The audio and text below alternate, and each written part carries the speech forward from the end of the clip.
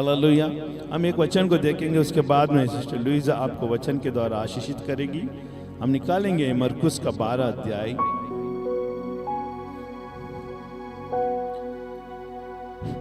तो mark chapter 12 verse 28, मरकुस का 12:28 से हम पढ़ेंगे। मरकुस 12:28। इसमें से हम कुछ निकालेंगे जो प्रकाश हमें मिलने वाली है। शास्त्रियों में से एक ने आकर उन्हें विवाद करते हुए सुना, और वो ये जानकर कि उन्हें अच्छी रीति से उत्तर दिया, उसने पूछा, सबसे मुख्य आज्ञा कौन सी है? यीशु ने उन्हें उत्तर दिया, सब आज्ञाओं में से ये मुख्य है, हे इज़राइल सुन, प्रभु हमारा परमेश्वर एक ही है, प्रभु है, और तू प्रभु अपने परमेश्वर से अपने सारे मन से और अपने सारे प्राण से और अपने सारे बुद्धि से और अपने सारी शक्ति से प्रेम रखना। और दूसरी यही है, तू अपने पड़ोसी से अपने समान प्रेम रखना। इससे बड़ी आज्ञा और कोई नहीं। आमीन। कोई आज्ञा नहीं।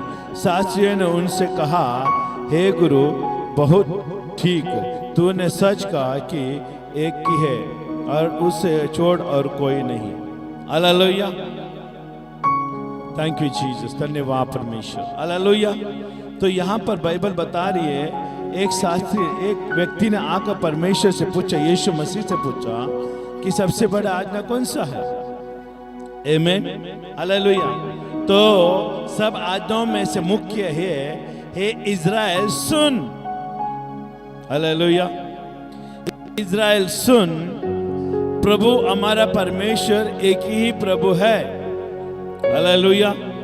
तो कलीसिया में कई सारे जगह पर आज हम देख रहे हैं, मसीह लोगों के अंदर मतभेद है।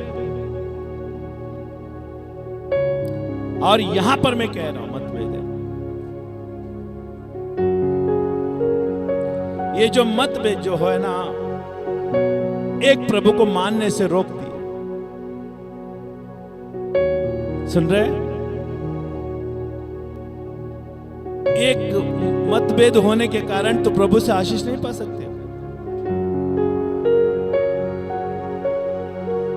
तुम दूसरों से अच्छा समझते हो और दूसरों को नीचे समझते हो।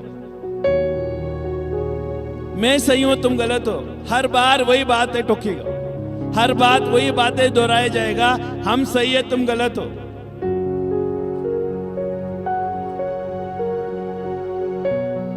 Every time you proclaim, I am right, you are wrong. Every time. जब भी कोई मौका मिलता है बात करने के लिए, तो खुद को साबित करने, बोलते हैं ना, खुद की धार्मिकता को लाकर सामने खड़ा कर देती है और सामने वाले को दोषी ठहराकर खुद को निर्दोष में गिनने के लिए कोशिश करते हैं। वो होता नहीं है। बाइबल बताती है कि तुम दूसरों को आंखों में तिनका निकालने से पहले अपने आंखों के लट्टे निकालने के लिए कोशिश तो कर। यहां पर मतभेद है, एक दूसरे के साथ सहमति नहीं होते हैं।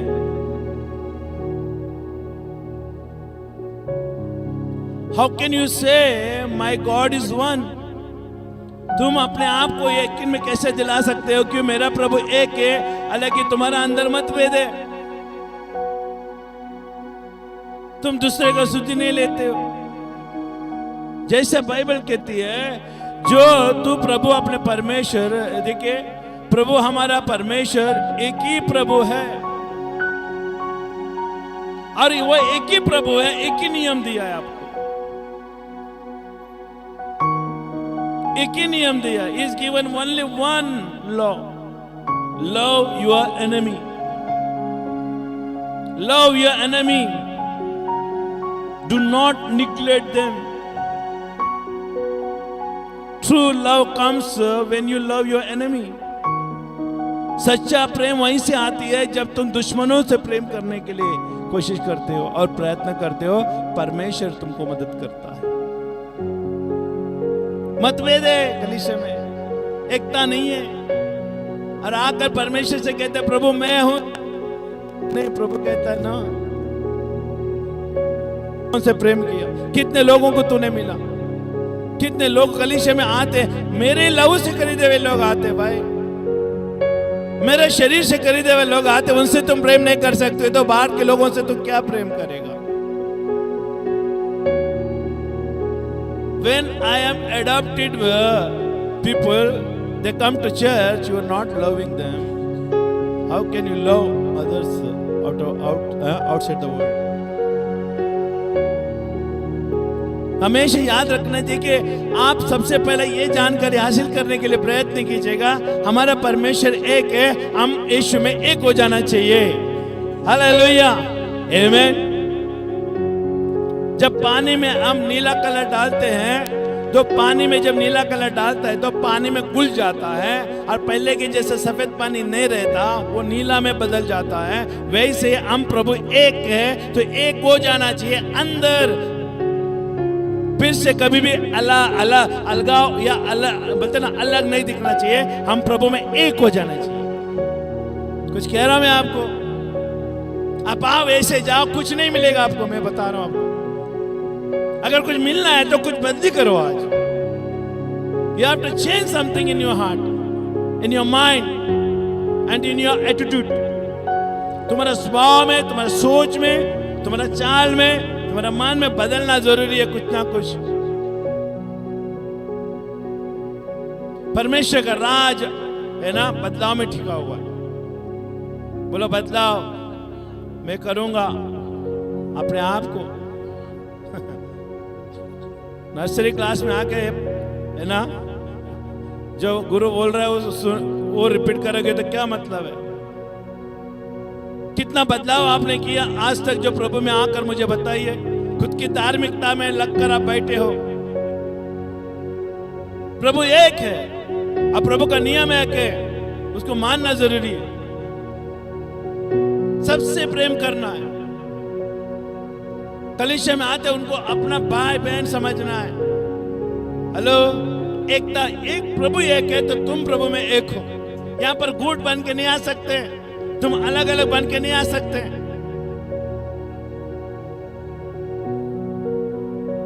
अगर कलीसिया में आने के बाद देखिए आप थोड़ा लेट हो गए ना, आपकी जगह में कोई बैठ गए तो देखो आपको क्या पारा चढ़ता है।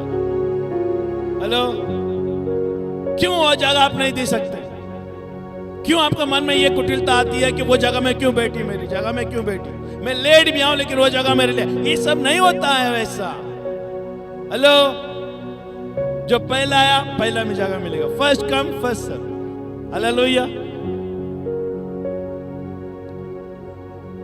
भावनात्मक देखिए विचारधारा किस तरह से हमारा अंदर चलता है।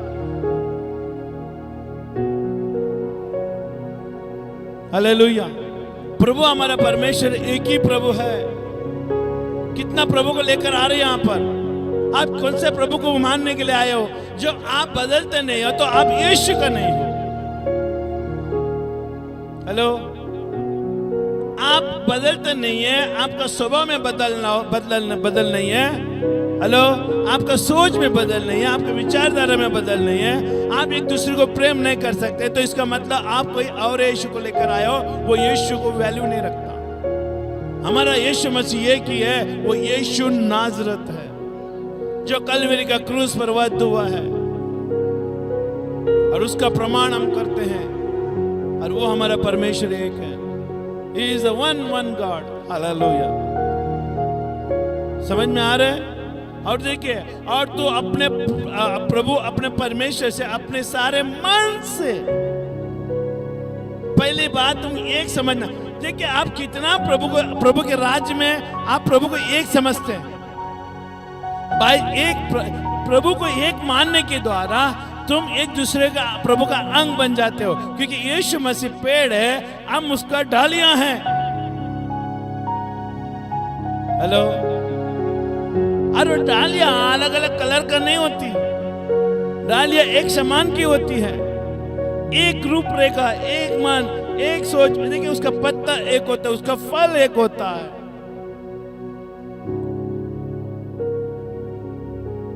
अगर तुम बढ़ना चाहते हो तुम्हारा बदलाव को, है ना, तुम्हारा अंदर बदलाव को लाओ। अगर तुम बढ़ना चाहते हो प्रभु में, अगर तुम्हारे घर में कुछ बदलाव होना चाहिए, तुम्हारे जीवन में परिवर्तन होना चाहिए, तो तुम प्रभु में बदलाव लाओ। प्रभु में एक है, तुम प्रभु के समान बनना शुरू करो। मानो कलीसिया में प्रभु एक है, तो तुमको भी एक होना पड़ेगा।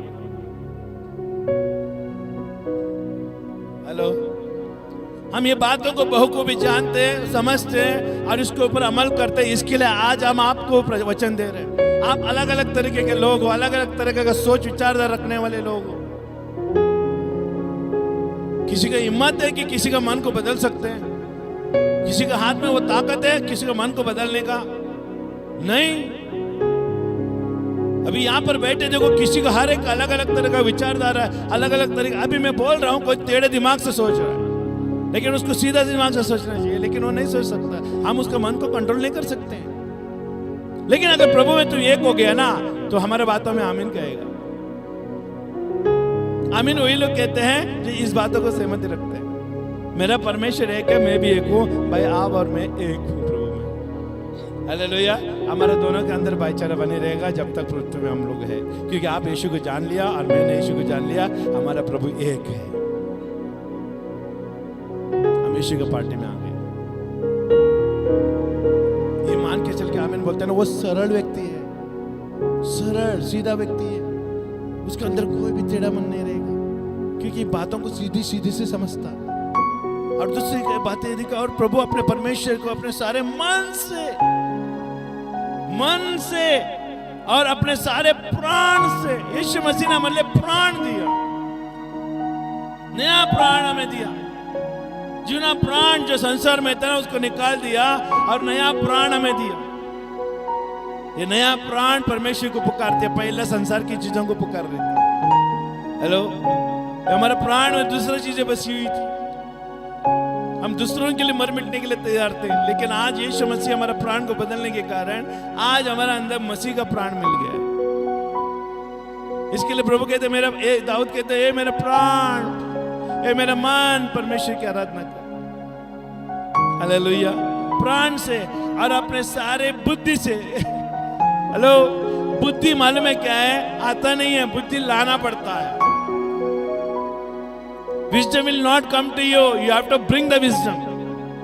और कई सारे लोग, फिलोसफी लोग, कई सारे दुनिया के जो है ना, तत्व बुद्धि रखने वाले बहुत है ना, अगड़म बगड़म बुद्धि रखने, वो बुद्धि को ढूंढते हैं, बुद्धि को जमा करते हैं, बुक किताब पढ़ के बुद्धि जमा करते हैं। हेलो, समझ में आ रहा है? संसार में बुद्धि भरी हुई है, लेकिन वो संसार की बुद्धि है। जैसे तू संसार में जाता है वैसे तुमसे बातें किया जाएगा, लेकिन प्रभु कहते हैं ये सारी बुद्धि से। कौन सी बुद्धि से? जो प्रभु का वचन में लिखे हुआ बुद्धि ज्ञान, क्योंकि बाइबल में लिखा है बुद्धि और ज्ञान और समझ परमेश्वर ही देता है। संसार में कोई बुद्धि नहीं है, मैं बोल रहा हूं आपको, संसार में कोई बुद्धि नहीं है, और बुद्धि है तो टेम्पररी है। Is a temporary wisdom and knowledge and understanding, but when come to the Lord, when come to the kingdom of God, जब आप परमेश्वर का राज्य में आते हैं और यीशु मसीह को अपना प्रभु के रूप में मानते हैं, बाइबल बताती है बुद्धि और ज्ञान और समझ वही देता है। नीति वचन का 22 अध्याय में लिखा हुआ है, घर बुद्धि से बनती है, समझ के द्वारा स्थिर रहती है। आमीन, हालेलुया।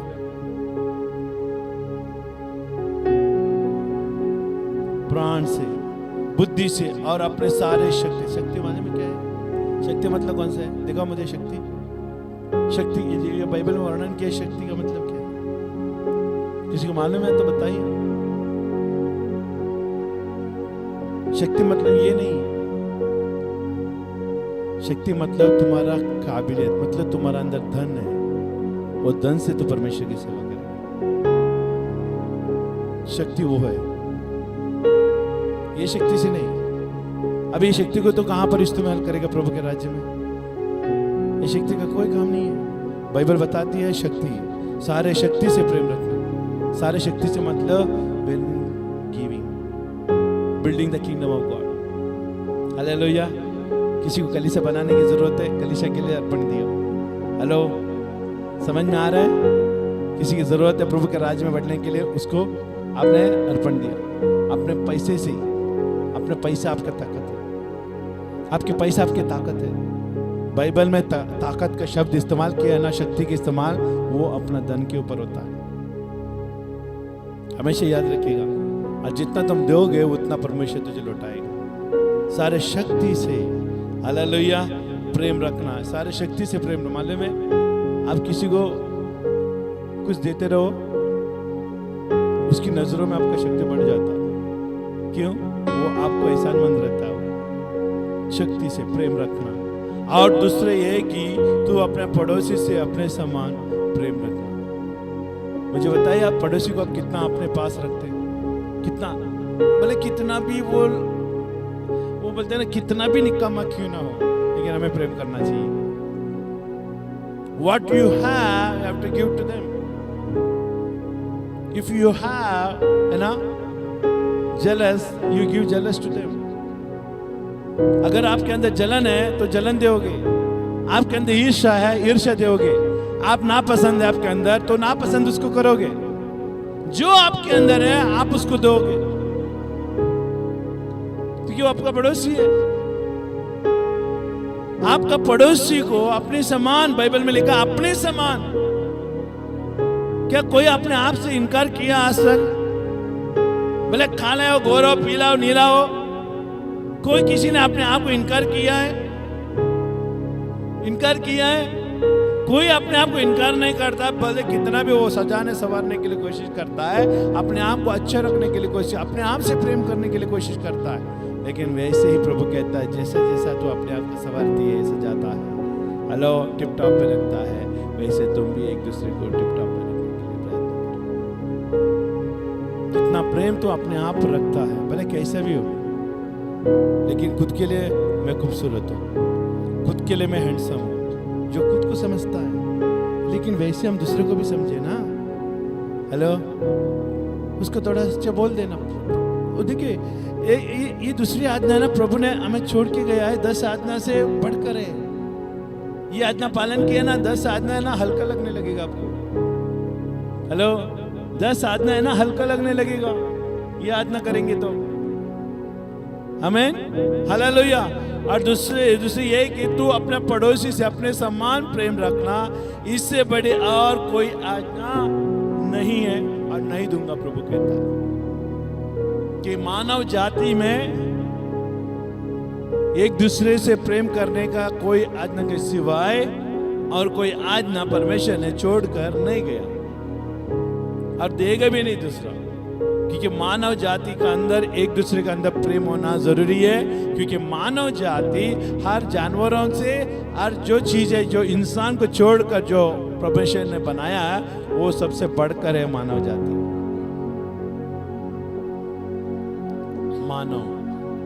मानव का मतलब है मनुष्य, जो परमेश्वर ने अपने सृष्टि में अपने समान में बनाया। हालेलुया। हम कई सारे लोगों को देखते हैं हमारे सामने दूसरे को द्रोण करते हुए, कलीसिया के लोगों को हमें अंदर लगता है, लेकिन हम कुछ नहीं कर सकते। क्यों मालूम है? टोक भी नहीं सकते। वहां पर क्या हो जाता है? भेदभाव हो जाता है। समझ रहे? लेकिन हमें बाइबल पढ़ना चाहिए। बाइबल में जो लिखा है वो उसको मानना चाहिए। सचमुच जो बाइबल पढ़ता है ना, वो कभी किसी का दोष नहीं करता। सचमुच अगर बाइबल वचन पढ़ता है रोज, अब प्रभु का वचन में चलता है ना, वो किसी को भी वो तुच्छ नहीं समझेगा, किसी को भी इनकार नहीं करेगा, किसी को भी भेदभाव नहीं करेगा। कलीसिया में कभी गुट बन के नहीं आएगा। गुट अपना गुट, कभी अपना जगह देने के लिए कोशिश करो लोगों को।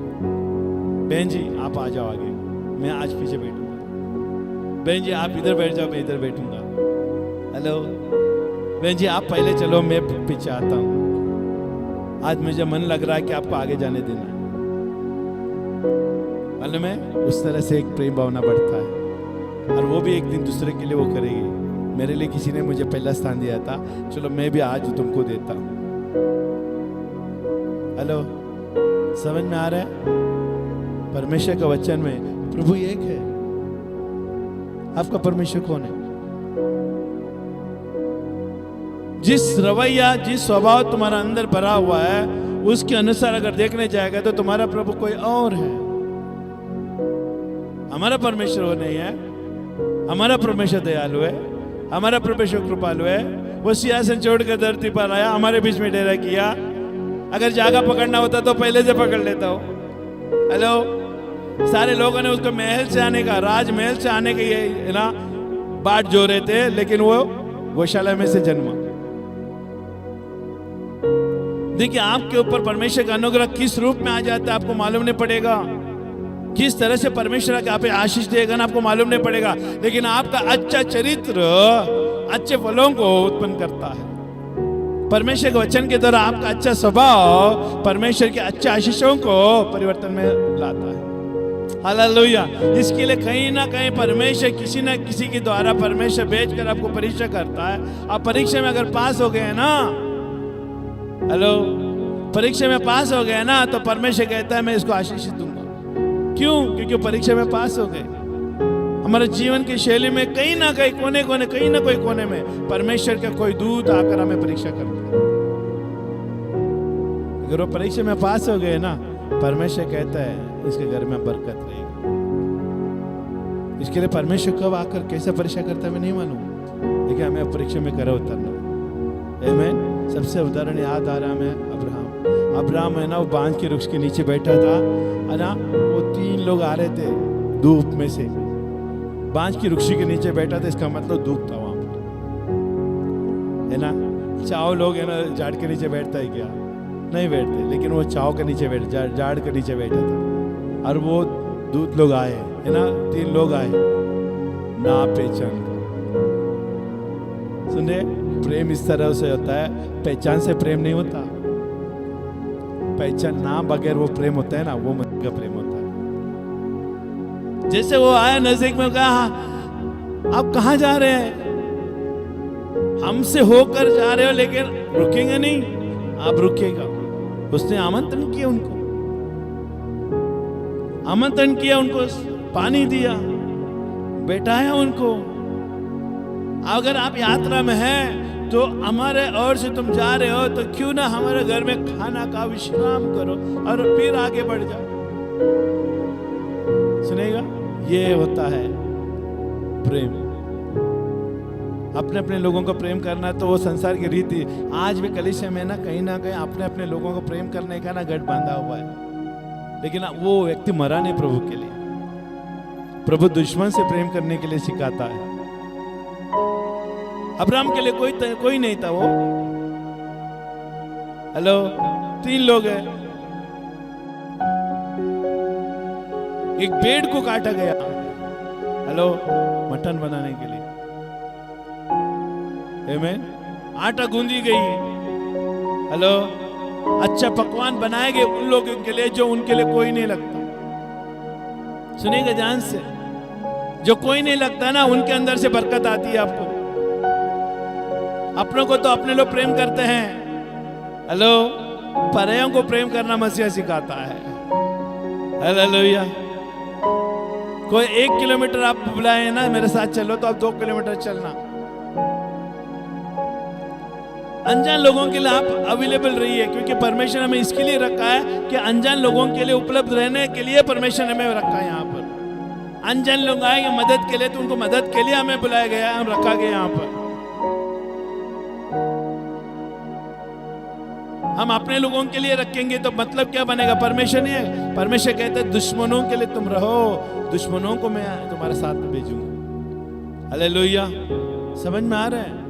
अब्राहम ने उनको खिलाया पिलाया और उनको विश्राम मिला। जब अनजान लोगों का मन तसल्ली करते हैं ना, उनके मुंह से जो दुआएं निकलती है ना, वो दुआएं परमेश्वर का आशीष बन जाता है। और वो लोग जाते हुए कहा, अगले इसी समय इसी ऋतु में मैं आऊंगा तो तुम्हारा साथ एक बच्चा होगा। जो उसके लिए नामुमकिन था, वो अतिथि सत्कार ने उनको मुमकिन कर दिया। It is impossible to him to create a child. The goodness Hallelujah. That good attitude brought a blessing to Abraham. He became a father. Hallelujah. He is very blessed person. वो लोग गए, आशीर्वादित देके गए, और अगले ऋतु में लोग आए, देखे उसके पास एक संतान था, इसका नाम ईसाक था। जो हनोनी है ना, वो दूसरे का प्रेम में ही छुपा हुआ है आशीष है। जो तुम्हारे साथ नहीं हो रहा है वो चीज है। दुश्मनों को प्रेम करना सीखा, औरों को, पड़ोसियों को प्रेम करना सीखो, तो परमेश्वर अपने आप तुम्हारे लिए रास्ता खोल देता है। अब परेशानी में है, बीमारी में है, बीमारी नहीं जा रहा है, दूसरों के लिए प्रार्थना करना शुरू करो, दूसरों को प्रेम करना शुरू करो। अगर आप गरीबी में हैं, दूसरों को मदद करना शुरू करो। जो भी आपके हाथ से बनता है उसके लिए प्रेम करना शुरू करो, देना शुरू करो उसको। कुछ ना कुछ चीजें उनको दियो, तकलीफ में हो लोग हैं उनको मदद करो, परमेश्वर आएगा आपको आशीषित करेगा। यही तो मसीहत की जिंदगी है। इसके लिए तो परमेश्वर ने बुलाया। जब संसार में अकाल पड़ के लोग हैं ना, कलीसिया की ओर नजर लगाएगा। हे कलीसिया के लोगों, तुम लोग हमारे लिए, हेलो, कुछ कह रहा हूं मैं आपको। अब वैसे के वैसे मत रहिए, अब कुछ बदलिए। आमीन। परमेश्वर हमारा एक है, और हम परमेश्वर हमें एक दूसरे से प्रेम करने के लिए बुलाया। और तुम हमारे परमेश्वर को कैसे प्रेम करोगे? पूरे मन से, पूरे सामर्थ्य से, पूरे प्राण से। हालेलुया। आप परमेश्वर को प्रेम करो, पूरी शक्ति से आप परमेश्वर को प्रेम करो। आमीन। प्रभु आपको बरकत दे। हालेलुया। आमीन। Thank you Jesus.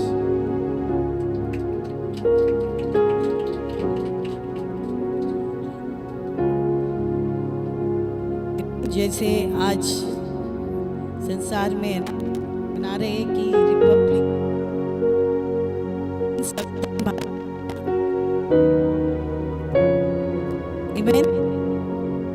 लेकिन एक बात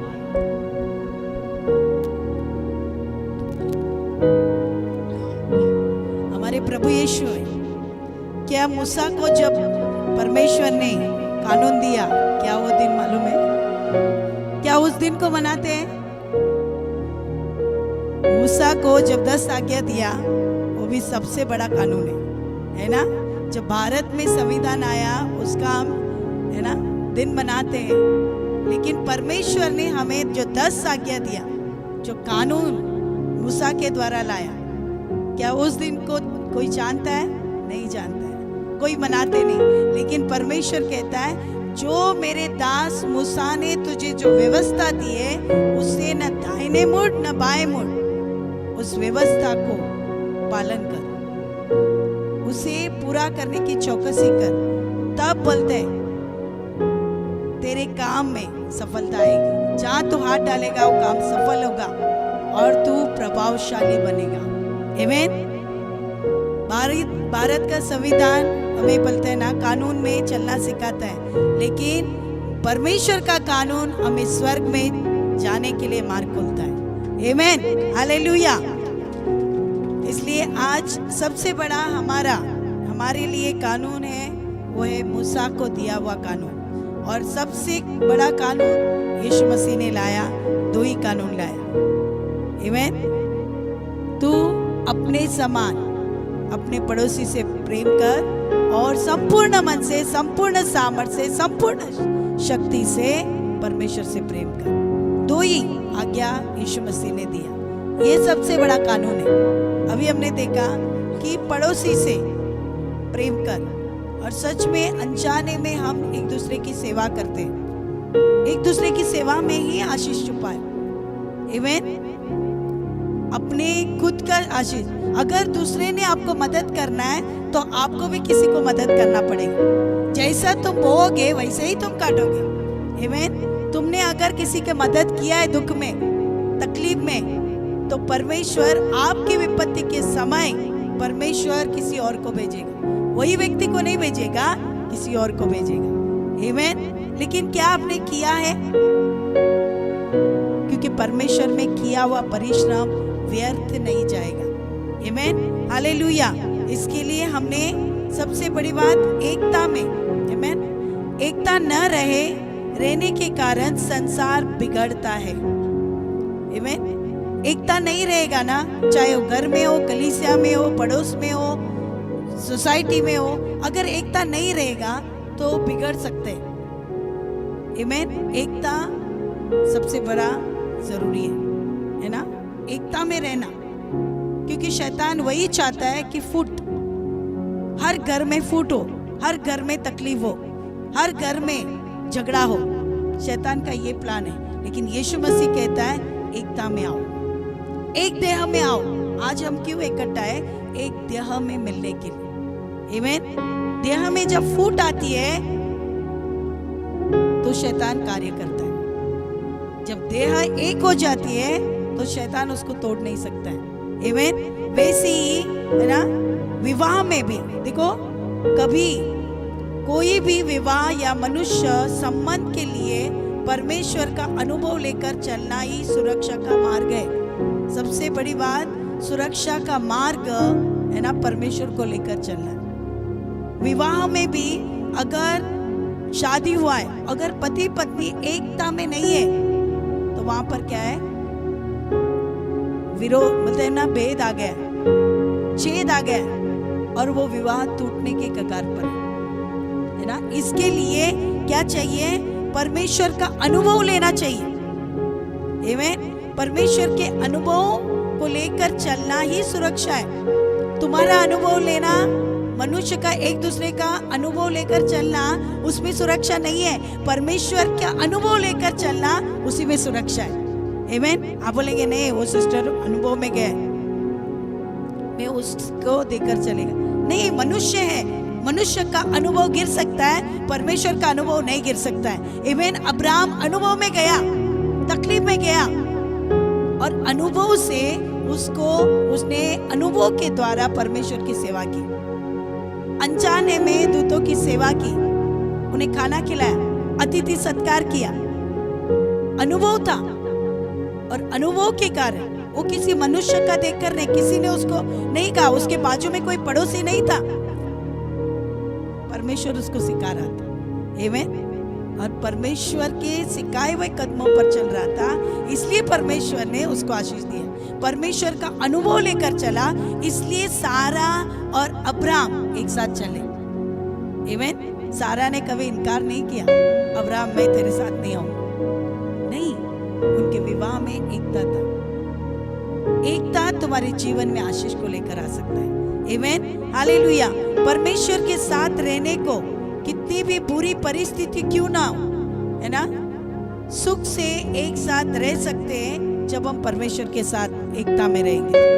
पहली बात, परमेश्वर से आपको एक होना पड़ेगा। परमेश्वर से एक नहीं है, आप दूसरों से एक हैं, ये भी नहीं चलेगा। पहले आपको परमेश्वर से एक होना पड़ेगा, फिर एक दूसरे से। आमीन। तब बोलते हैं कितना भी बड़ी परिस्थिति क्यों ना हो, आप गिरेंगे नहीं। हर परिस्थिति में परमेश्वर आपको खड़ा करेगा। देखो, अब्राहम और सारा जब निकली, आमीन, 25 साल वो लोग चल रहे थे ना, पति पत्नी 25 साल। सबसे बड़ा क्या मनाते हैं? सिल्वर जुबली मनाते हैं। अरे 25 साल हम एक दूसरे के साथ रहे, धूमधाम से सिल्वर जुबली मनाते। यहाँ पर अब्राहम सारा 25 साल चल रहे, आमीन। लेकिन वहां पर कोई संतान नहीं थी। 25 साल के बाद संतान मिली। आमीन। 20 साल भी हुआ, 24 साल भी हुआ, देखो उनों के बीच में क्या कोई तकरार नहीं हुआ रहेगा।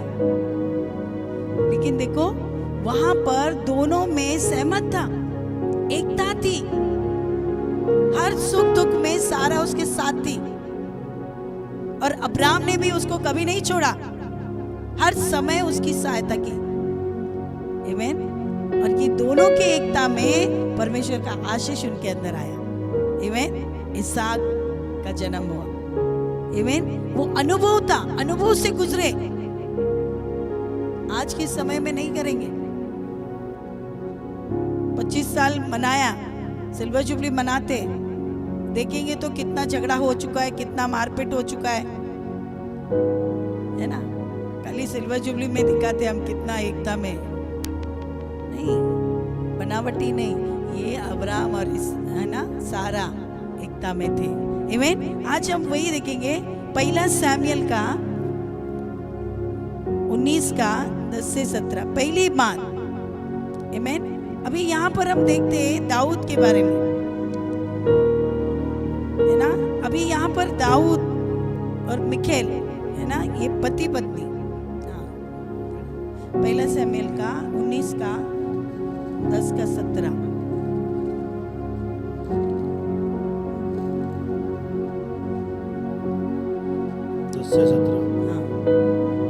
शाऊल ने चाहा कि दाऊद को ऐसा मारे कि भला उसे बेचते हुए बीच में धस जाए, परंतु दाऊद शाऊल के सामने से हट गया कि बाला जाकर बीच ही में धस गया, और दाऊद भागा और उस रात को बच गया। तब शाऊल ने दाऊद के घर पर दूत इसलिए भेजे कि वो उसकी गात में रहे और सवेरे उसे मार डाले। तब दाऊद की स्त्री मिकाएल ने उसे ये कहकर जताया, यदि तू इस रात को अपना प्राण ना बचाए तो सवेरे प्राण जाएगा। तब मिकाएल ने दाऊद को खिड़की से उतार दिया और वह भाग कर बच निकला। तब मिकाएल ने गृह देवताओं को ले चरपाई पर लिटाया और बकारिया के रोए हुए की तकिया उसके सिरहाने पर रखकर उनको वस्त्र ओढ़ दिया। जब शाऊल ने दाऊद को पकड़ लेने के लिए दूत भेजे तो वह बोली, वो तो बीमार है। तब शाऊल ने दूतों को दाऊद के दिखाने के लिए भेजा और कहा, उसे चारपाई समेत मेरे पास ले आओ कि मैं उसे मार डालूं। जब दूत भीतर गए तब क्या देखता है कि चारपाई गृह देवता पड़े हैं और सिरहाने पर बकरिए के रोए की तकिया है। तब शाऊल ने मिकाएल से कहा, तूने मुझे ऐसा धोखा क्यों दिया? तूने मेरे शत्रु को ऐसे क्यों जाने दिया कि वो बच निकले? मिकाएल ने शाऊल से कहा, उसने मुझसे कहा, मुझे जाने दो, मैं तुझे क्यों मार डालूं? आमीन। अभी मिखेल ये शाऊल की बेटी थी। अभी यहाँ पर हम देखते हैं कि मिखेल एक बोलते ना परमेश्वर की स्तुति के विरुद्ध थी, घमंड था उसके अंदर। दाऊद अपोजिट था, दाऊद स्तुति करने वाला, परमेश्वर के मन का व्यक्ति था। लेकिन दाऊद, शाऊल ने कहा था कि जब दाऊद जीत जाएगा, जब बोलते गोलियत को मार के आया, तो शाऊल ने क्या कहा, मेरे बेटी से इसका विवाह करूंगा। आमीन। और उसने इसे किया, लेकिन उसके साथ भी धोखा किया कि छोटी बेटी को रखकर बड़ी बेटी को दिया। यहाँ पर उसने धोखा किया, लेकिन वो प्यार किससे करता था? मिखेल से करता था, मिशेल से। यहाँ पर हम देखते, लेकिन मिशेल, है ना, मिखेल एक घमंडी और परमेश्वर की स्तुति के विरुद्ध थी, लेकिन वो दाऊद से प्रेम करती थी। देखो यहाँ पर ये दोनों एक साथ नहीं है। अभी यहाँ पर शादी भी हुआ तो भी, विवाह भी हो गया, वो दोनों एक साथ नहीं है। आमीन। एक पूरा एक पश्चिम, क्योंकि ये दाऊद सच्चे परमेश्वर की आराधना करे, वो गृह देवता, मेल नहीं हो रहा है। यहाँ पर हम देखते हैं कि मिखेल के बारे में, मिखेल परमेश्वर के स्तुति के विरुद्ध घिन करती थी, इस कारण वो आशीषित नहीं हुई। परमेश्वर की स्तुति के विरुद्ध घिन करना, आप बोलते हैं ना, नुकसान में रहोगे। परमेश्वर की स्तुति में देखो, हम वचन लेते, विवाह के समय एक वचन होता है। जैसे एस्तर ने, रूत ने कहा नोमी से, तेरा परमेश्वर मेरा परमेश्वर, तेरे लोग मेरे लोग। आमीन।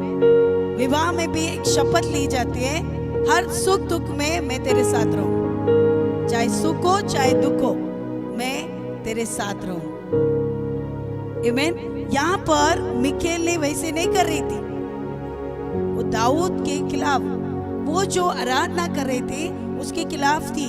क्यों? क्योंकि उसके अंदर घमंड था। वो कहती थी, मैं एक राजकन्या हूं, मैं राजकन्या होने के कारण मेरा एक रुतबा है। आमीन। पति के सामने हमें नम्र होना बहुत जरूरी है। आमीन। एकता में आने के लिए नम्रता होना बहुत जरूरी है। एकता में अगर नम्रता नहीं है तो कोई एक नहीं चल सकते। आमीन। यहाँ पर इसके अंदर नम्रता नहीं थी, वो क्या थी, कीन कर रही थी। और इसमें हम देखते हैं कि इसकी वैवाहिक शुरुआत, देखो मिकेल की वैवाहिक शुरुआत अच्छी नहीं थी। आपकी वैवाहिक शुरुआत कैसी थी? आपका विवाह हुआ है, यहाँ पर बहुत से लोग अनुभवी है, किसी का 10 साल हुआ है, किसी का 5 साल हुआ है, किसी का 20 साल हुआ है शादी का। लेकिन क्या आपका अनुभव, आपका शुरुआत कैसे हुआ? शुरुआत अच्छा होना चाहिए। आमीन। हमारे विवाह का शुरुआत अच्छा होना चाहिए, बुराई से नहीं होना चाहिए, एकता से होना चाहिए। आमीन। यहाँ पर उसका शुरुआत अच्छा नहीं था। शादी हुआ, किया उसने, लेकिन उसका शुरुआत अच्छा नहीं था। क्या था? मिकेल एक राजकन्या और दाऊद एक चरवा था।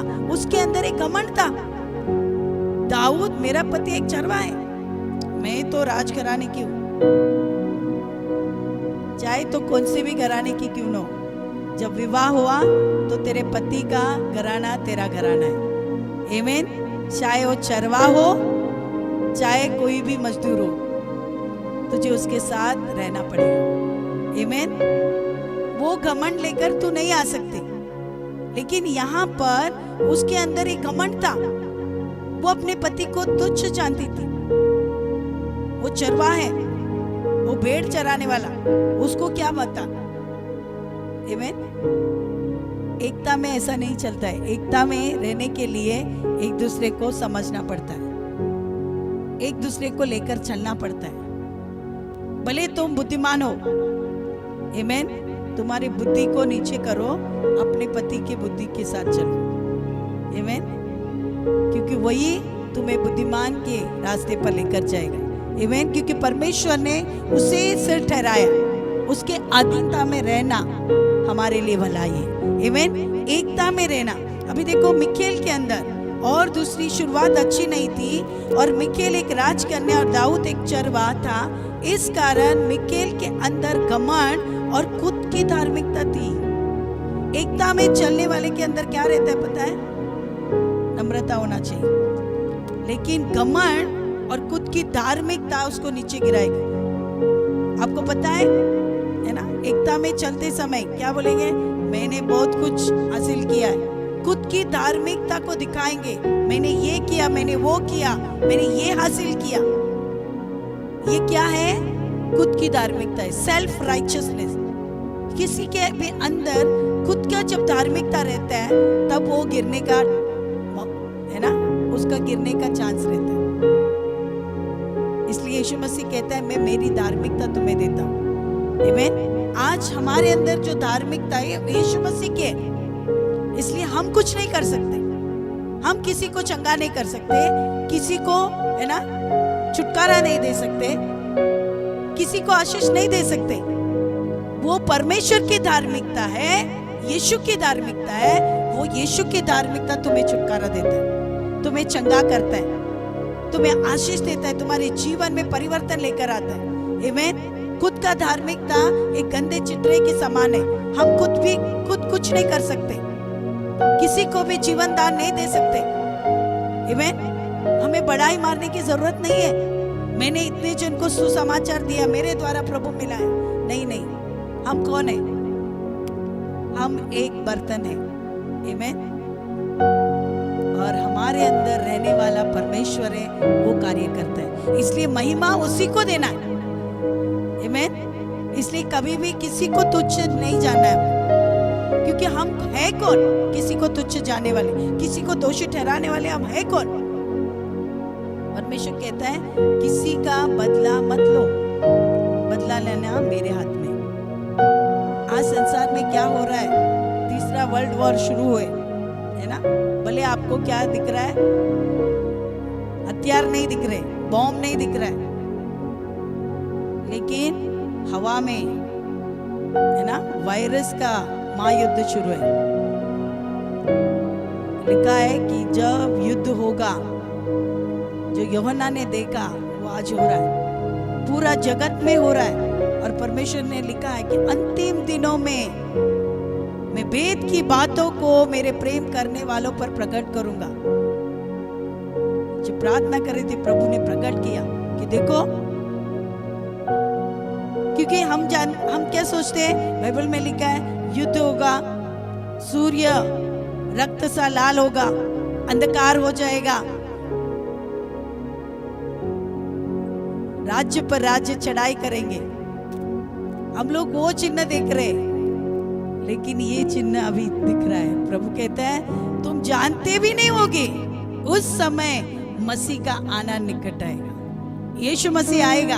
इसलिए बोलते हैं जो तैयार है, जो मुझसे प्रेम करते हैं, उसके अंदर भेद की बातों को प्रकट करूंगा, ये भेद की बातों को। इसलिए जब तुरही बजेगी, है ना, तो कौन सुनेगा? शब्द जो तैयार है। आमीन। सोए हुए, अभी किसी को पता है ये युद्ध चालू है? हम लोग सोचते हैं नहीं, अभी तक सूरज लाल नहीं हो गया, अंधकार नहीं हुआ, मतलब यीशु का आने का टाइम है। अरे जो चिन्ह दिखाया है वो आत्मिक रीति से परमेश्वर बता रहा है। आत्मा में जो है वो जानेंगे मसीह के आने का दिन, और वो सिर्फ उसके प्रेम करने वालों को ही प्रकट करेगा, ऊपरी प्रेम नहीं, जो मसीह के लिए जी रहा है।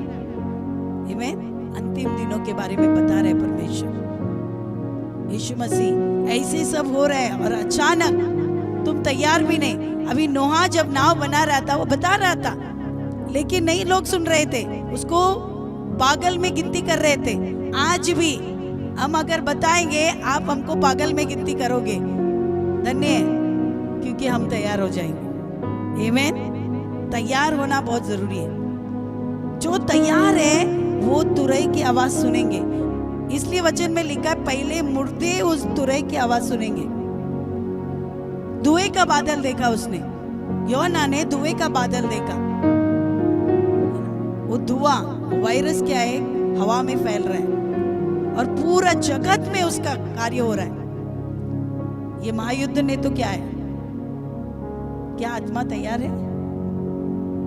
आत्मा में हमें तैयार होना जरूरी है। इसलिए यहाँ पर सबसे बड़ी बात है ना, धोखा, है ना, मिकेल के अंदर खुद की, है ना, कहाँ पर राजा को धोखा दिया। पहले कहा था कि बड़ी बेटी, अभी पहली बात देखो, मिकेल के साथ धोखा हुआ, उसका पिता ने दाऊद को धोखा दिया। बड़ी बेटी को छोड़कर हम छोटी को नहीं दे सकते, उसके साथ सेम याकूब के साथ भी वैसे ही हुआ, है ना। वो रेचल से प्रेम करता था, लेकिन लिया से उसका विवाह हो गया। यहाँ पर हम देखते हैं तो धोखा हो गया और बोलते हैं विवाह होगा और उससे बेटी। देखो सैमुएल का पहला सैमुएल का 17 का 25, शाऊल ने अपने बेटी को विवाह इसलिए किया कि उसके बीच मेल नहीं होगा और वो आसानी से उसको दाऊद को मारने के लिए शाऊल ने उसका विवाह किया। षड्यंत्र देखो कितना, लेकिन जिसको परमेश्वर ने चुना है ना, उसको कोई स्पर्श नहीं कर सकता। आमीन। जब तक परमेश्वर नहीं चाहेगा ना, उसको कोई हाथ नहीं लगाएगा। चाहे वो साधारण व्यक्ति क्यों ना हो, उसके पास कोई नहीं है, उसका मददगार कोई नहीं है, लेकिन परमेश्वर उसको बचाएगा। आपका परिस्थिति में कोई भी आपको साथ नहीं दे रहा है, लेकिन परमेश्वर अपने दूतों को भेजकर तुझे साथ देगा और तुझे हर एक बंधन से छुड़ाएगा। आमीन। लोग तुझे कितना भी फंसाए, लोग तुझे कितना भी गिराए, लेकिन परमेश्वर तुझे उठाएगा। आमीन। हालेलुया। हाँ पढ़िए 25, खाली 25। फिर इज़राइल पुरुष कहने लगे, क्या तुमने उस पुरुषों को देखा तो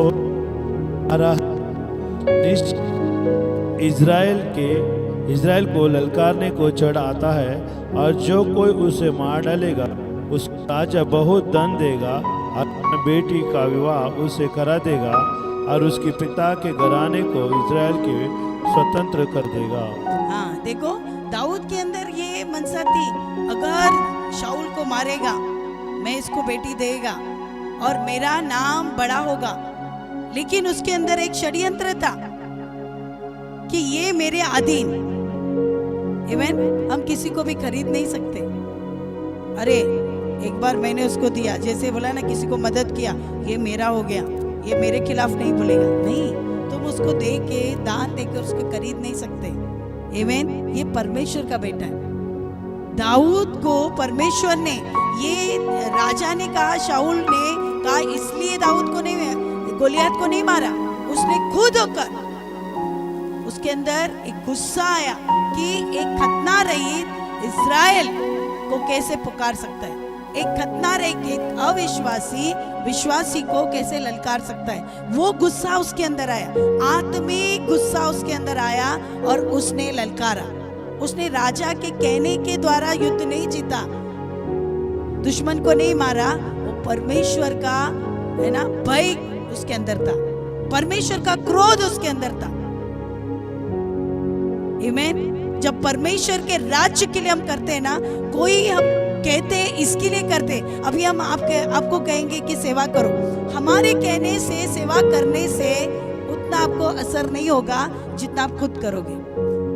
आमीन। खुद जब करते हैं ना, तब आपके अंदर एक जोश, एक सामर्थ परमेश्वर देता है, वो एकता का सामर्थ परमेश्वर देता है। आने वाले दिनों आपके इर्द गिर्द में अगर समस्या हो रही है, तकलीफ आ रही है, क्या आपका कर्तव्य नहीं है एकता में खड़े होकर उसको पुकारना, डांटना?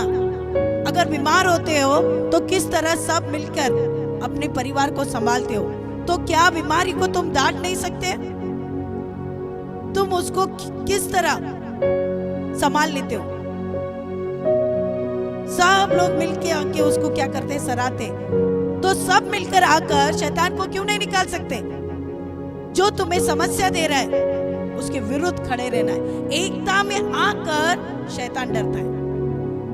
परिवार में एकता में आना है, पति पत्नी में एकता में आना है, पड़ोस में एकता में आना है। कुछ भी होता है तो हमें एकता में आकर पहली बात प्रार्थना करना है। आमीन। यहाँ पर सबसे बड़ा बात है ना, ऐसा क्योंकि दाऊद का विश्वास अपने परमेश्वर पर था और हर संकट में दाऊद बचाया गया। देखो, आपका परमेश्वर पर विश्वास है तो परमेश्वर हर एक परिस्थिति में आपको बचाएगा, हर परिस्थिति में, चाहे परिस्थिति कुछ भी क्यों ना हो, लेकिन विश्वास परमेश्वर पर होना, मनुष्य पर नहीं। मनुष्य आपको गिरा सकता है, कल वो मनुष्य बोलेगा कल मैं निश्चित आकर, है ना, तुमको मदद करेगा, लेकिन कल नहीं आएगा, आपका विश्वास डगमगा सकता है। लेकिन परमेश्वर पर भरोसा करेंगे ना, परमेश्वर कभी भी आपको निराश नहीं करेगा। वैसे ही परमेश्वर, अभी देखो दाऊद क्या था, सुंदर था। दाऊद एक कोमल व्यक्ति था, दिखने में एकदम ना कोमल, नाजुक, दिखने में नाजुक, लेकिन शैतान को हराने वाला, शेर के मुंह को फाड़कर भेड़ को छुड़ाने वाला। एक छोटा बच्चा शेर को फाड़कर भेड़ को छुड़ाता है, ऐसा दाऊद था। उसके अंदर क्या शक्ति थी? परमेश्वर का सामर्थ। आमीन। वो परमेश्वर से प्रेम करता था और परमेश्वर पर विश्वास था उसका। आमीन। वो कोमल, वो शूरवीर योद्धा था, वो कला प्रेमी था। देखो, चरवा रहकर भी इसके अंदर एक गुण था, वो शूरवीर था, वो योद्धा था और वो कला प्रेमी था। उसके अंदर टैलेंट थे। टैलेंट रहना बहुत जरूरी है। हर एक के अंदर, यहाँ बैठे हैं ना, सबके अंदर कोई ना कोई टैलेंट है, लेकिन टैलेंट बाहर नहीं आ रही, निकर नहीं रहे, अंदर दबा के रखा है। परमेश्वर ने अधिकार करने के लिए मनुष्य को बनाया, और परमेश्वर ने मनुष्य को बनाया तो हर एक के अंदर एक कला डाली है। आप अगर जानोगे तो वो कला के ऊपर, इसलिए परमेश्वर कहता है मनुष्य किसी के ऊपर निर्भर नहीं रह सकता है, क्योंकि मनुष्य को खुद मैंने ऐसे बनाया है, वो खुद का निर्वाह कर सकता है। अगर वो ढूंढेगा ना अपने अंदर तो कला को देखेगा जो परमेश्वर ने उनके अंदर डाला है, लेकिन ढूंढता नहीं कि मेरे अंदर कौन सी कला है। परमेश्वर ने किसी के सामने मनुष्य को हाथ फैलाने के लिए नहीं बोला है। परमेश्वर कहते हैं मैंने तुम्हारे अंदर कला दी है, उसके ऊपर तुम्हारा जीविका चल सकता है। लेकिन टैलेंट को क्या करता है? छुपा कर रखता है। यहाँ पर दाऊद के अंदर अच्छा कला था, वो गीत लिखता था, ही इज अ अच्छा राइटर। देखो इतना बड़ा भजन संहिता दाऊद ने लिखा। वो कौन सा स्कूल में गया था बताओ? आज दाऊद का भजन संहिता हम इतना पढ़ते। दाऊद कौन सा स्कूल में, कौन सा कॉलेज में गया? आज उसके भजन से हम आशीषित हो रहे। उसने लिखा। उसके भाई लोग अच्छे पढ़े लिखे थे, शूरवीर योद्धा थे, लेकिन दाऊद खाली चरवा भेड़ चरा रहा था। लेकिन वो गीतों को लिखा। इज अ गुड राइटर, अच्छा गीतकार था, है ना, लिखने वाला। आज इतने सारे भजन, 150 भजन उसने लिखे गए। आमेन। आज उस भजन के द्वारा हम आशीषित है। आमेन, हालेलुया। वो लोकप्रिय था और फेमस था। आमेन। और सबसे ज्यादा परमेश्वर के साथ उसका घनिष्ठ संबंध था। आपका कितना घनिष्ठ संबंध है मुझे बताओ परमेश्वर के साथ? सबसे बड़ा दाऊद का घनिष्ठ संबंध परमेश्वर के साथ, इंटिमेसी विद गॉड। किसी से भी आपका इतना संबंध नहीं रहना चाहिए, लेकिन सबसे ज्यादा परमेश्वर के साथ संबंध रहना चाहिए। इवन पति पत्नी से भी ज्यादा परमेश्वर के साथ संबंध रहना, घनिष्ठ संबंध। आमेन, घनिष्ठ। ऐसे ही इसके लिए मैं आपको एक वचन बताना चाहती हूँ कि आप वैसे ही आशीषित नहीं हो सकते। आमेन। अपने आप अपने जीवन में सफल नहीं हो सकते, उसके लिए कुछ स्टेप है। अपने आप में आप सफल नहीं हो सकते। इसके लिए सबोपदेशक में एक बातें लिखी है, सबोपदेशक का 11 का 1। आमेन। कुछ स्टेप है। पहली बात है ना, अपने आप जीवन में सफल होने के लिए पहले क्या करना होगा? 11 का 1 सबोपदेशक, इंग्लिश में इक्लिस है ना, इक्लेसिस। हाँ, इंग्लिश में इक्लिसिस। अपने रोटी जेल के ऊपर डाल दे, क्योंकि बहुत दिन के बाद उसे फिर पाएगा। हाँ, देखो यहाँ पर परमेश्वर कहता है, क्योंकि बहुत दिन अपनी रोटी जल पर डाल दे, क्योंकि बहुत दिन के बाद तू उसे फिर पाएगा। अभी देखो, रोटी जब जल में डालते हैं तो वैसे ही मिलती क्या आपको?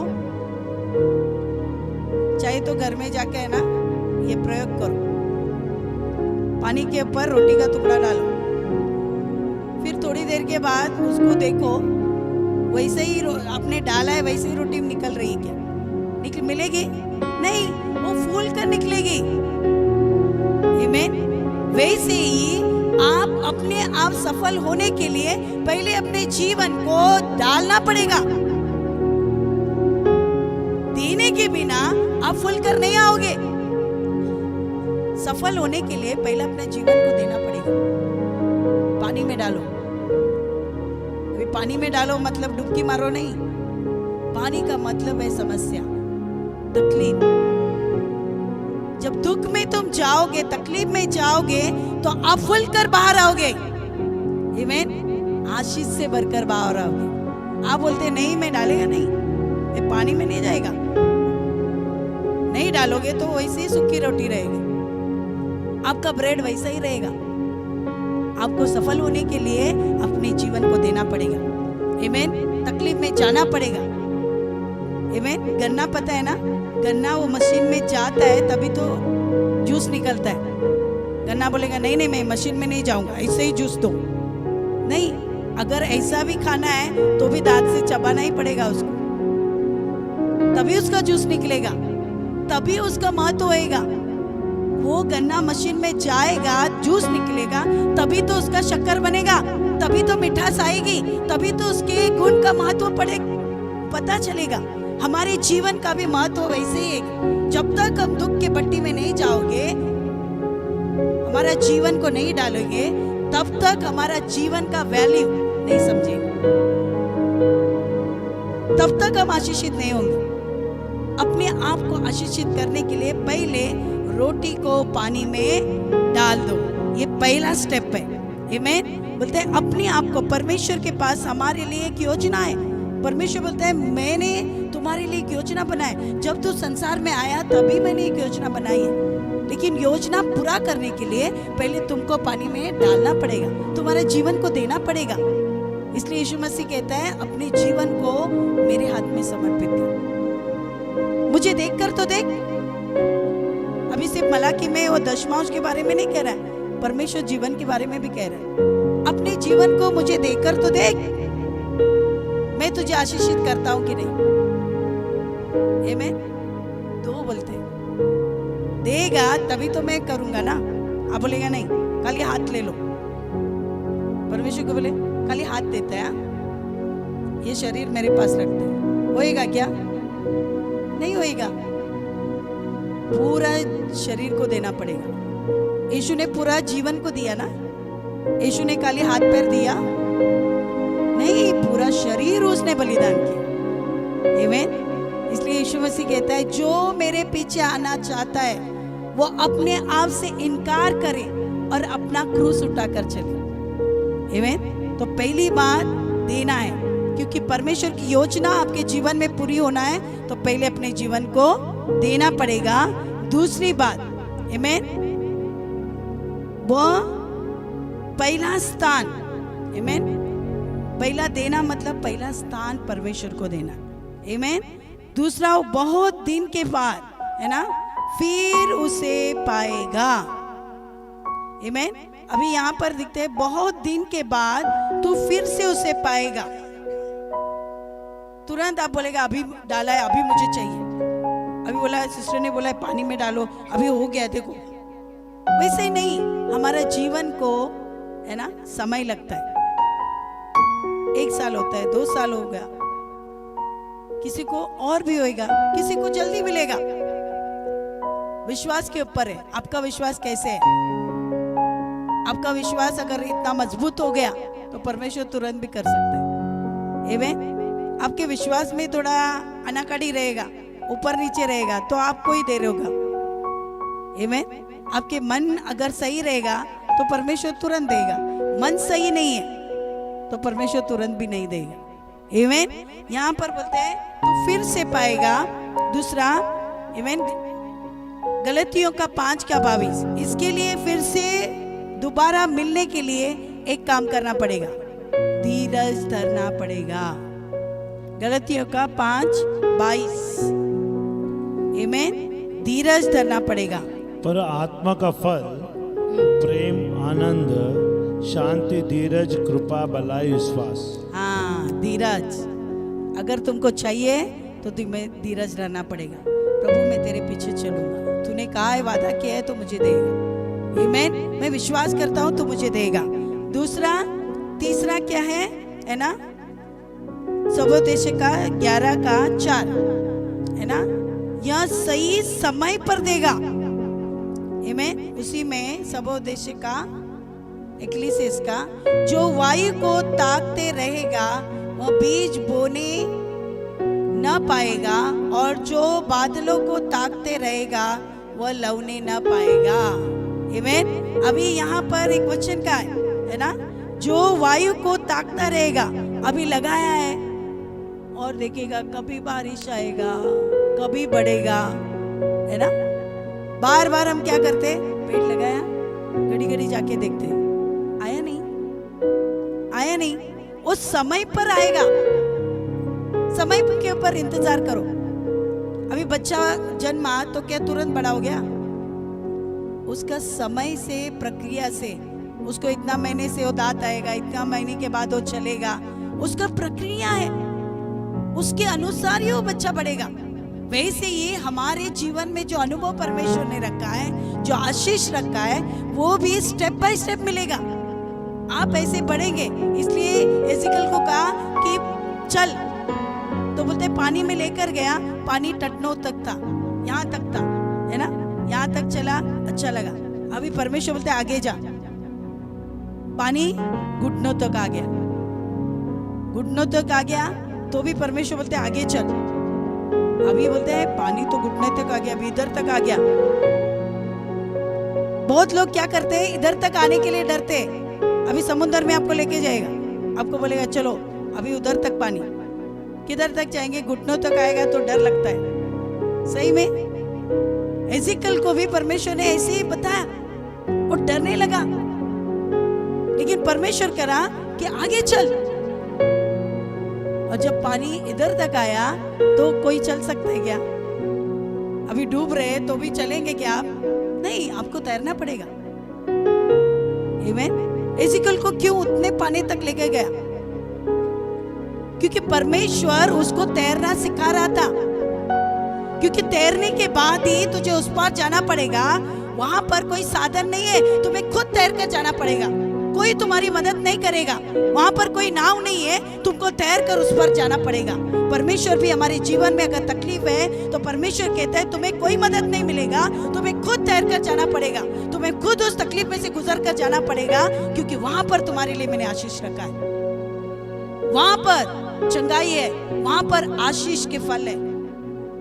ऐसे पेड़ है जो हर ऋतु में फल लाते, और ऐसे अंडे वाले मछलियां हैं जो हर समय वो फल देने वाली मछलियां हैं। और ऐसे पेड़ है जिनके पत्ते औषधि है, फल भी है, यानी आशीष भी है, चंगाई भी है, छुटकारा भी है, बरकत भी है। जब आप वहां से गुजरेंगे, लेकिन हम क्या चाहते? टखनों में ही ठीक है, मैं किनारे में रहूंगा, मैं अंदर नहीं आएगा। सिस्टर में डर लगता है, मैं नहीं जाएगा। डर गया वो मर गया। जो है ना सामना करता है वो आगे बढ़ेगा। आमीन। सामना करने वाले को आशीष मिलेगा, डरने वाले को नहीं। पानी को देखकर डरेंगे, आपको कुछ नहीं मिलेगा, क्योंकि उस पर आशीष है। आपको अकेले गुजरना पड़ेगा, कोई आपका साथ नहीं देगा। आमीन। आपको जाने के लिए आपको अकेला तैरना पड़ेगा। पवित्र आत्मा के नदी में तैर कर ही आपको आशीष मिलेगा। आमीन। आज परमेश्वर कहता है कि धीरज रखो, है ना, समय पर मिलेगा। तुम तैरोगे, समय आएगा, परमेश्वर देखेगा आपका तैरना, आप पहुंच गए और निश्चित वो आशीष देगा। इसलिए वचन में लिखा है कि सचमुच मैं निश्चित आज तुझे आशीष दूंगा। ये वाचा है प्रभु का। तुमने एक दुख तकलीफ में से गया ना, अभी मैं तुम्हें निकालूंगा, अब मैं तुझे छुटकारा दूंगा, अब तुम्हें स्ट्रगल करने का जरूरत नहीं है। चौथा है ना, वो बादलों की ओर ताकते रहेगा, है ना, वो ताकते रहने से नहीं होएगा, हमें धन्यवाद देना पड़ेगा। अगर तैर के गए तो धन्यवाद दो, परमेश्वर है ना आशीष देगा निश्चित, क्योंकि हमारा परमेश्वर झूठ नहीं बोलता, वो देगा तो देगा, खत्म। हाँ और आमीन में कहा है, इसलिए बाइबल में नहीं किधर नहीं है, क्या लिखा है? आमीन। आमीन का मतलब वैसा ही हो। हमारा परमेश्वर कभी भी नहीं नहीं बोलता है। कभी सुना है हमारा परमेश्वर नहीं देगा ऐसा बोला है? नहीं, बाइबल में लिखा है आमीन। आमीन आमीन मतलब तथास्तु, वैसा ही हो। इसलिए प्रार्थना करते समय अपने लास्ट में आमीन बोलना जरूरी है। आमीन नहीं बोला इसका मतलब तथास्तु नहीं, आपका बात एग्री नहीं हो गया। अरे बाइबल में लिखा है आमीन। कोई अगर बाइबल में आप अगर वचन किसी का सुन रहे हो और आपको लगा तो आपने क्या बोला? आमीन। मैं काम करते समय कभी सुनती हूँ, मैं जोर से चिल्लाती हूँ आमीन, ये मेरे लिए, उसके साथ हो लेता। अरे बोलना जरूरी है, भले आप कुछ भी काम करो, लेकिन कान परमेश्वर के वचन पर रहना चाहिए, क्योंकि एक बार परमेश्वर ने कहा हाँ, उसको कोई बदल नहीं सकता है। आमीन। मेरे लिए उसने कहा है हाँ तो हाँ, खत्म। आमीन। पांचवा है परमेश्वर ने, है ना, परमेश्वर की ओर का, है ना, वही सबोदेश का 5 का 11 का, जैसे तू वायु के चलने का मार्ग नहीं जानता और किस रीति से गर्भवती के पेट में हड्डियां बढ़ती है, वैसे ही तू परमेश्वर का काम नहीं जानता जो सब कुछ करता है। अभी यहाँ पर परमेश्वर बोलता है कि तू नहीं जानता है वायु के चलने का मार्ग। आपको पता है हवा किधर से आ रही है? दिख रही है क्या? अगर रहती तो आप बोलते मैं वही दिशा में घर बांधूंगा, वही दिशा में घर रहूंगा, कि वहां से ज्यादा हवा आता है। नहीं, हवा को हम देख नहीं सकते, यहाँ पर लिखा है, बोलते हैं ना कि जैसे तू वायु को चलने का मार्ग नहीं जानता, वैसे किस रीति से, अभी गर्भवती स्त्री का बताया, गर्भवती स्त्री के अंदर, वो बच्चे के अंदर हड्डियां तैयार हो रही है। परमेश्वर वो हड्डियों को गिनता है। हमारे अंदर कितना हड्डियां है ना, वो सब परमेश्वर जानता है। इसलिए परमेश्वर बोलता है एक भी हड्डी टूटने नहीं देगा। यीशु का एक भी हड्डी टूटा नहीं जब वो क्रूस पर गया। इसलिए परमेश्वर वचन में लिखा है तुम्हारे सिर के बाल भी गिने हुए। हम बोलते प्रभु कितना बाल गिर रहा है, आप बोल रहे गिने गिने, सही गिने। आप जब जन्म में आते हो, जब हम जन्म लेते, परमेश्वर गिन के बाल देता है, और मरने के समय भी हमें उतना ही बाल मिलेगा। समझे, बीच में कितना भी गिरो, कुछ भी हो, लेकिन जितना तुम लेकर आए हो, है ना, कितना भी टकलू किया हो, फिर भी बाल उतना ही रहेगा। जितना तुम जन्मने के समय परमेश्वर ने तुम्हें दिया है, उतना ही बाल तुम्हारे अंदर रहेंगे। हम बुढ़ापे में भी हो जाए तभी भी हमको उतना ही बाल मिलेगा।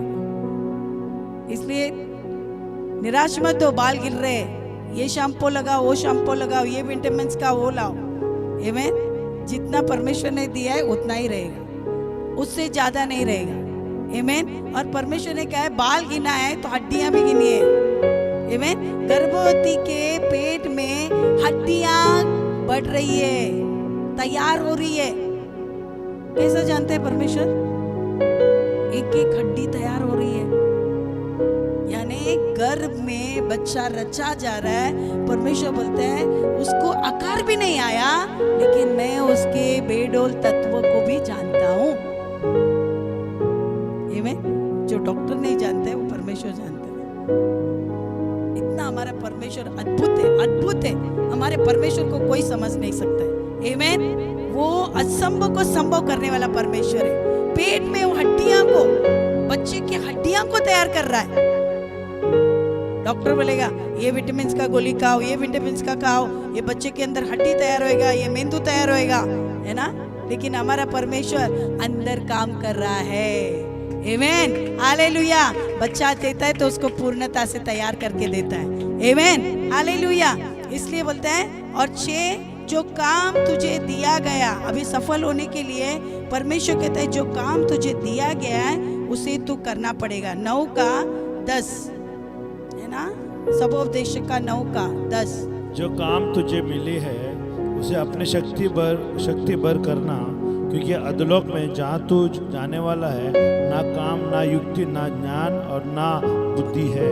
हाँ, अधोलोक में कोई बुद्धि काम नहीं करेगा। लेकिन परमेश्वर बोलता है जो काम तुझे दिया गया है वो अपनी शक्ति से कर, जितना हो सके वो अपनी शक्ति से कर। वो शक्ति को मैं दूंगा और मैं तुझे सफल करूंगा। आमीन। अगर सफल होना है अपने जीवन में, अगर सफल होना है तो अपनी शक्ति के लिए, शक्ति से काम कर, जितना हो सके। किसी की मदद के लिए नहीं, तुझसे जितना हो सके उतना कर। जब नहीं होएगा तब परमेश्वर तुझे सामर्थ्य देगा। लेकिन अभी जितना हो सके उतना कर। कोई कोई का ऐसा रहता है ना, है ताकत तो भी बोलेगा नहीं मैं नहीं करेगा, उसको करने दे, वो आलसी है। लेकिन जितना तुझसे होता है उतना कर, नहीं होता है तब मैं तुझे सामर्थ्य दूंगा। आमीन। लेकिन अभी तेरे पास सामर्थ्य है तो शक्ति से कर। जो काम तुझे दिया है उस काम में मैं सफलता दूंगा। तो अगर करेगा तो अब बोलेगा नहीं मुझसे नहीं होएगा, प्रभु किसी और को भेज। मूसा भी बोल रहा था ना, प्रभु मैं इस्राएल लोगों को कैसे चुनाऊं, मुझे तो बोलना नहीं आता। परमेश्वर बोलता है ठीक है, मैंने तेरे मुंह को बनाया है, फिर भी तुझे मदद के लिए मैं यहोशू को भेज रहा हूं, वो तेरे लिए बात करेगा। आमीन। और सच में है ना, मूसा बोलने में तोतला था, इसलिए परमेश्वर ने है ना हारून को दिया। और वचन हारून को लकड़ी बोलते हैं ना इस्तेमाल करने के लिए, जो भी चमत्कार के लिए हारून को बोलते हैं तू कर, है ना, मूसा को बोलने के लिए। तो परमेश्वर जब हमें ताकत नहीं रहता है, परमेश्वर हमारी सहायता करेगा। लेकिन अभी आपके पास ताकत है, आपके पास सामर्थ्य है, तो परमेश्वर बोलते हैं वो शक्ति से कर, मैं तेरे काम को सफल करूंगा। अगर तुम सफल होना चाहते हो तो जो शक्ति तुम्हें दिया गया है, जो सामर्थ्य तुम्हें दिए गए, कर, मैं तुझे उठाऊंगा। आमीन। किसी का सहायता से नहीं, तुम खुद की शक्ति से कर, क्योंकि वहां पर मैं तुझी सहायता करूंगा। और नीति वचन 28 का 20, जो काम तुझे मिला है उससे तू कर। 28 का 20, सच्चा मनुष्य पर बहुत आशीर्वाद होते रहता है, हाँ परंतु जो धनी होने में उतावली करता है वो निर्दोष नहीं ठहरता। हाँ, सच्चा व्यक्ति के ऊपर बहुत से आशीर्वाद होते हैं, है ना। जो उतावली से धन चाहिए वो गलत काम करने को जाता है ना, उससे परमेश्वर आशीष नहीं देता। लेकिन सच्चे मन से आप जो भी करेंगे परमेश्वर उसको आशीषित करेगा। आमीन। इसके लिए प्रभु कहता है कि सच्चे मन के पास जो मन से करता है उसको प्रभु आशीर्वादित करेगा। अभी आप नहीं देखेंगे, आने वाले दिनों में आप आशीष को देखोगे। आमीन। आपने सच्चे मन से किया ना, सच्चे मन से किसी की सेवा की, किसी को मदद किया, किसी का आदर किया, तो परमेश्वर कहता है सच्चे मन से तूने किया ना तो मैं तुझे आशीषित करूंगा। आमीन। क्योंकि प्रभु में किया हुआ परिश्रम व्यर्थ नहीं जाएगा, वो आशीषित होगा। आमीन। लेकिन उतावली से कभी भी ऊपर आने की कोशिश मत करो। उतावली से आएगा वो उतावली से नीचे भी आएगा। आमीन। देर लगता है, धन्यवाद, परमेश्वर कार्य करेगा। लास्ट में उसे अपनी शक्ति पर करना, मत्ती का 25 का 16, है ना। अगर अपने आप को जीवन में सफल होना चाहते हैं तो ये कार्य करना पड़ेगा। 25 का 16, क्षमा चाहते आज देर हो गई। 25 का 16, तब जिसके 5 तोड़े मिले थे उसे तुरंत जाकर उसने लेन देन किया और 5 तोड़े और कमाए। हाँ, देखो ये बांटने के ऊपर, जिसको जितना मिला है उसे बड़ा करो, उसको गाड़ कर मत रखो। जो परमेश्वर ने आपको टैलेंट दिया है उसको गाड़ कर मत रखो, उसको इस्तेमाल करो। आमीन। क्योंकि यही समय है आपका टैलेंट का परमेश्वर इस्तेमाल करेगा। यही समय है जो आपके अंदर जो कला परमेश्वर ने दी है, जो सामर्थ परमेश्वर ने दिया है, जो गुण परमेश्वर ने दिया है, जो बुलाहट परमेश्वर ने दिया है, यही साल में आपका बुलाहट निखार कर आएगा, आपके टैलेंट निकल कर आएंगे, आप ऊपर आओगे। मैं विश्वास दिलाती हूँ। खड़े हो जाओ, माँ परमेश्वर को धन्यवाद देंगे और अपने टैलेंट को छुपाओ मत। परमेश्वर ने जो वरदान दिया है उसको निकालो बाहर। आमीन। अभी समय है आशीष मिलने का। हालेलुया। Thank you Jesus. धन्यवाद, धन्यवाद, धन्यवाद, धन्यवाद, धन्यवाद। यहाँ पर जितने भी लोग हैं परमेश्वर, जो प्रभु कड़े परमेश्वर, और जो ऑनलाइन में भी जो देख रहे परमेश्वर, हम प्रार्थना करते हैं आज जो भी इनके अंदर जो टैलेंट प्रभु, जो वरदान आपने दिया है परमेश्वर, वो जो बुलाहट तूने दी है परमेश्वर, वो बुलाहट उनके जीवन में कार्य हो जाए यीशु के नाम में।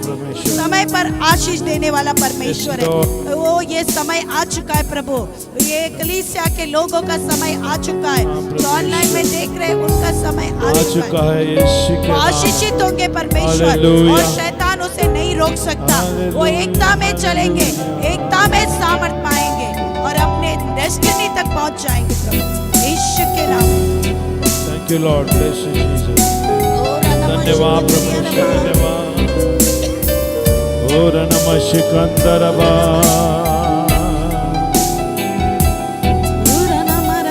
वीर नमः शिकंदर।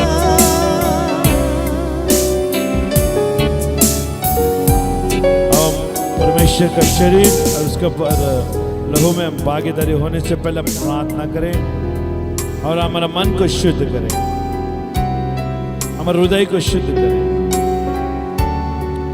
Thank you Lord. खुदा बाप हम धन्यवाद देते हैं, हम आपकी स्तुति करते हैं। जैसा इसमें परमेश्वर तेरा शरीर और ये तेरा लहू में भागीदारी होने से पहले हमारा मन को और दिल को शुद्ध कर, ये जान अनजान में परमेश्वर ना ले, लेकिन इसको परमेश्वर होश में और समझ कर और आपके परमेश्वर वचन को पालन करते हुए हमें इसमें भागीदारी होने के लिए अनुग्रह दो, ताकि आपका महिमा हो सके। पिता मैं धन्यवाद देता हूँ प्रभु, ये तेरा शरीर और तेरा लहू बन चुका है, हमें भागीदारी होने के लिए आपने अनुग्रह दिया है, इसके लिए मैं धन्यवाद देता हूं। सारा महिमा गौरव प्रभु हम आपको ही हम देते हैं। यीशु के नाम से हम प्रार्थना करते हैं और सब मिलकर कहें आमीन आमीन। हालेलुया। चाची अपने हृदय को सिद्ध कर हमें कोई दोष न हो। इस पे तेरी भाग्य खुदा और बलिदानी यीशुआ और बलिदानी यीशुआ कर दे स्मरण तुझको,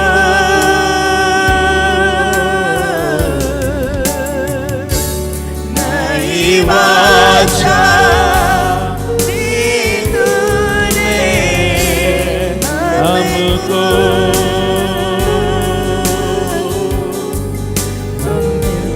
खाते हैं तेरा शरीर जो तोड़ा गया हमारे कारण। हम मिलकर पीते हैं लहू प्याले में से जो बहाया गया हमारे खातिर।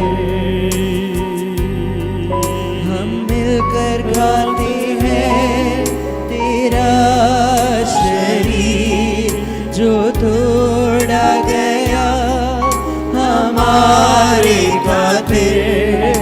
हम मिलकर पीते हैं लहू प्याले में से जो बहाया गया हमारे खातिर, जो बहाया गया हमारे खातिर, जो बहाया गया हमारे हाँ प्रभु यीशु मसीह, आपने प्रभु हमारे लिए प्रभु ये बलिदान दिया परमेश्वर, आपने लहू बहाया परमेश्वर ताकि हम जीवन जिए परमेश्वर, और वह अनंतकाल का जीवन आपने हमें दिया। जैसे हमें लेते प्रभु तेरी एकता हमारे अंदर बना रहे और आपके राज्य के लिए प्रभु हमें खड़ा रहकर तेरी महिमा करने के लिए अनुग्रह दे। यीशु के नाम से हम प्रार्थना करते हैं।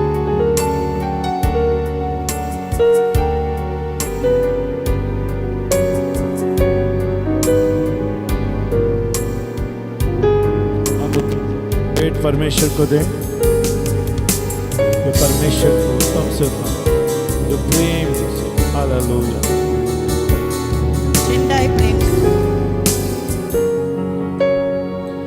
झंडा है प्रेम का मेरे दिल से ले रहा था, मेरे दिल से ले रहा था, मेरे दिल से ले रहा था। झंडा है प्रेम का मेरे दिल से ले रहा था, राजा यीशु मेरे दिल में है।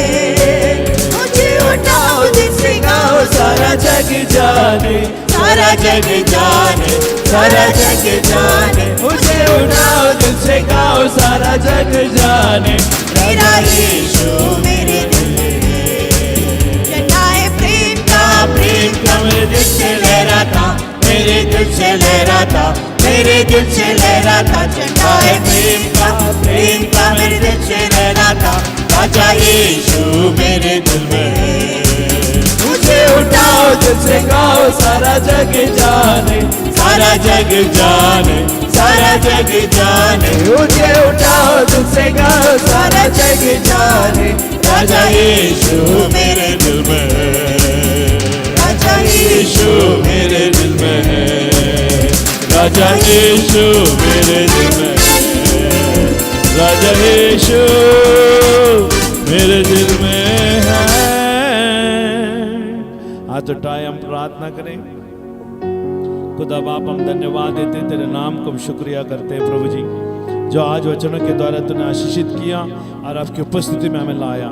आपको उपस्थिति ने हमें परमेश्वर घेर रखा है और आपका अनुग्रह के बादल हमारे ऊपर मंडरा रहे प्रभु, इसके लिए मैं धन्यवाद देता हूँ। हम धन्यवाद देते प्रभु, आपने जैसे सुरक्षा में लाए सुरक्षा में लेकर जाओगे।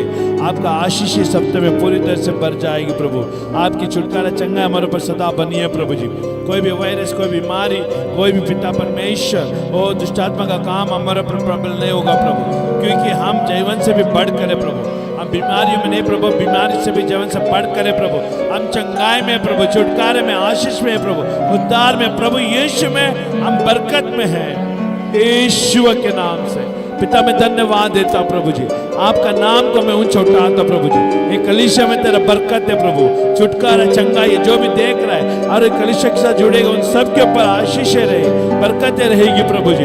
ये कलीसिया में जो भी उत्तम से उत्तम बीज बोता है उसके घर में, उसके काम धंधे में बरकतें बनी रहेगी यीशु के नाम से। हालेलुया, क्योंकि ये जीवित कलीसिया है, रेमा कलीसिया है प्रभु। इस कलीसिया में तो जिंदा है और बहुत से जिंदा है प्रभु जी, हर एक अंदर जीवित है प्रभु। इसके लिए मैं धन्यवाद देता हूँ। तेरा राज है, तेरी इच्छा पूरी होने दे पिता। सारा आदर महिमा गौरव प्रभु हम आपको ये देते हैं। जैसे वो लोग सुरक्षा में घर जाते हैं, आपके अनुग्रह, आपकी सुरक्षा इनके ऊपर बनी रहे, यीशु के नाम से हम प्रार्थना करते हैं। सब मिलकर कहे आमीन आमीन।